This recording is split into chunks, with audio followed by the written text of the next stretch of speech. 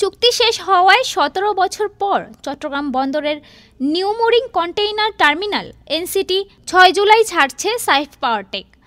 আজ ৭ জুলাই থেকে টার্মিনাল পরিচালনা করবে নৌবাহিনী। তবে আইনি বাধ্যবাধকতা থাকায় সরাসরি নৌবাহিনীকে না দিয়ে তাদের নিয়ন্ত্রণাধীন প্রতিষ্ঠান ড্রাইডকের সঙ্গে এনসিটি পরিচালনার চুক্তি করার সিদ্ধান্ত নিয়েছে বন্দর কর্তৃপক্ষ।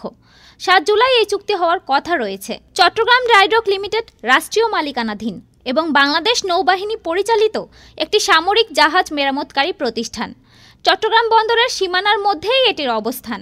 চট্টগ্রাম বন্দরের সচিব মোহাম্মদ ওমর ফারুক জানান, সরকারের সিদ্ধান্ত পাওয়ার পর ড্রাইডকের সঙ্গে এনসিটি পরিচালনার চুক্তির বিষয়টি বন্দর কর্তৃপক্ষের বোর্ড সভায় অনুমোদন হয়েছে। ৭ জুলাই সোমবার ড্রাইডকের সঙ্গে ৬ মাসের জন্য এনসিটি পরিচালনার চুক্তি করবে বন্দর কর্তৃপক্ষ। একই দিন সাইফ পাওয়ারটেক আনুষ্ঠানিকভাবে দায়িত্ব হস্তান্তর করবে।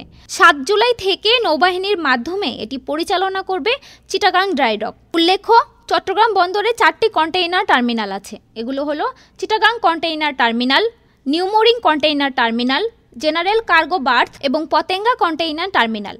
চট্টগ্রাম বন্দরে ২০২৪-২৫ অর্থ বছরে হ্যান্ডেলিং হওয়া ৩২ লাখ টিইউস কন্টেইনারের মধ্যে ৪৪% এককভাবে পরিচালনা হয়েছে এনসিটি থেকেই। প্রসঙ্গত ২০০৭ সাল থেকে এনসিটি পরিচালনা করছিল সাইফ পাওয়ারটেক। ডেস্ক রিপোর্ট, আজ বার্তা।